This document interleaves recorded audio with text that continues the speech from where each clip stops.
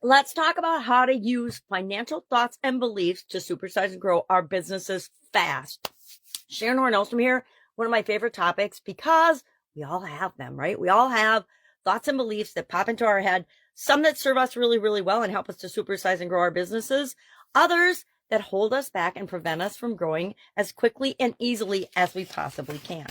So, as part of the Be a Better You annual challenge, today we are looking at and paying attention to as we go about our day, whatever pops into our head, whatever thoughts and beliefs, we're going to try to capture as many of them as we can with respect to finances, money, investing, spending, cost of things. Money is this, money is that. How we feel about money leads to our thoughts and beliefs, and those lead to our core values. So we want to write those down and jot those down today.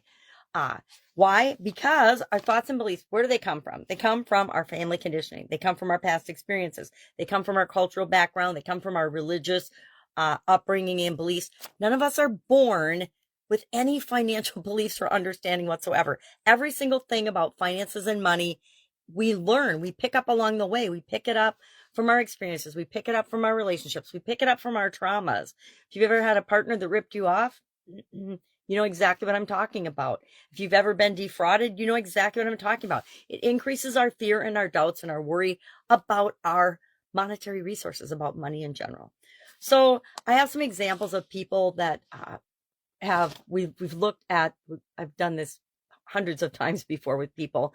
And what we found is that a lot of times we are still holding on to, and at a subconscious level, behaving off of beliefs that no longer serve us. I call them limiting beliefs. I didn't make it up. It's a great term though, because it limits us from our ability to earn or grow really, really fast to supersize our business, because we've got these programs. It's like little computer viruses running in our background, running in our subconscious that impact us. And we're going to talk about a lot of these topics throughout the course of this month as we focus on financial health and well-being.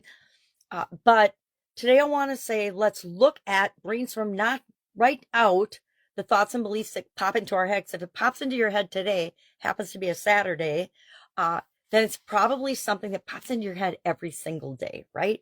Especially when you're in the midst of working and going about your business and trying to build and grow and supersize it. So having these limiting beliefs, or having beliefs, they don't just pop in and out of our head. They actually impact our behavior and what we will and will not do, or we will and will not choose to do.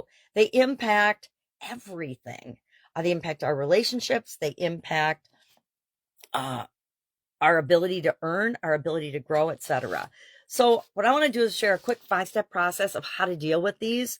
First and foremost, you have to become aware of them. And that's why I'm saying today the most important thing you can do is, as you go about your day, jot down any crazy money thoughts or any money thoughts.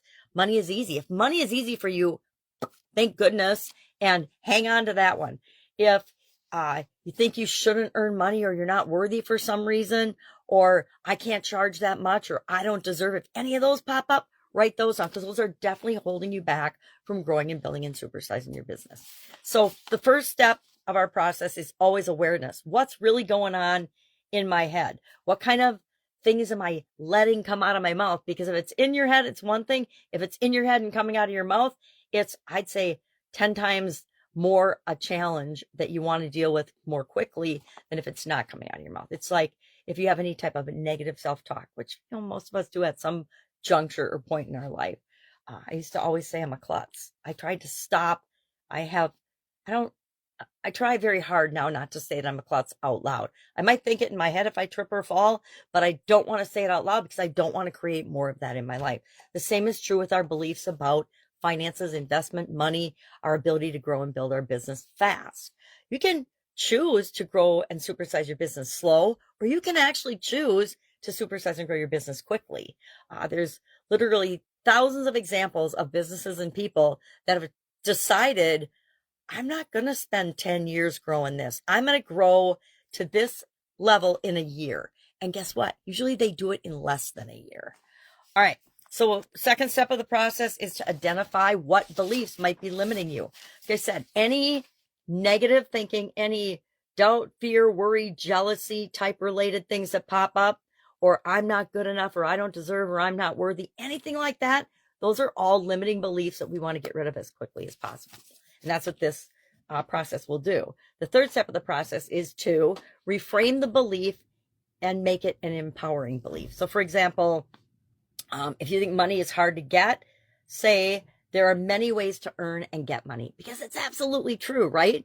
Both statements can be true for you, but why not pick the empowering one that moves you in the direction you want to go instead of the one that says, oh, money's just hard to get, so I'm not going to get it. I'm not even going to try.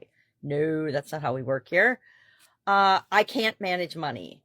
Okay, well then hire somebody that can, because it's imperative. And maybe replace that belief with, I'm learning to manage money more effectively every day. I love anything I say that I'm doing every day. It's easy for me because I do a little bit every single day. That's why I like the annual challenges. Wealth is for other people, not for me. Really? Nonsense, right? Who told you that? I don't know who told you that, but change that to, I deserve financial freedom and can achieve it. I deserve to supersize my business fast and I can achieve it. I like that one too. Step 4, practice daily affirmations. Turn some of these, especially the really powerful ones, into an affirmation and say it to yourself in your head or out loud if nobody's around a bunch of times a day. Do it over and over and over again. I think I've shared I do affirmations every morning when I'm brushing my teeth. Why? Because it helps me to create and remember the things that I want to focus on, the big goal, life, legacy type things I want to achieve in my life. I say them every day when I'm brushing my teeth. Number 5, take small action steps every single day to move you toward the thing that you want. Maybe your small action step is just to kill that limiting belief by replacing it and reframing it and using affirmations to really solidify that in your culture, or in you first, and then in your culture as an organization, so that fast growth, fast action, winning, achieving financial success, and supersizing your business is automatic for your organization. But remember to take action. Sounds a lot like the SOAP framework, which we're going to be covering in a couple of days. So what are we doing today? We are paying attention to all of the financial thoughts and beliefs that pop up for us today. And we're going to write them down, and we're going to use the process to get rid of the limiting ones or reframe the limiting ones so that we can create what we want fast in our business. Any questions about this? Hit me up and ask. Otherwise, have an awesome day, and I will, of course, be with you tomorrow.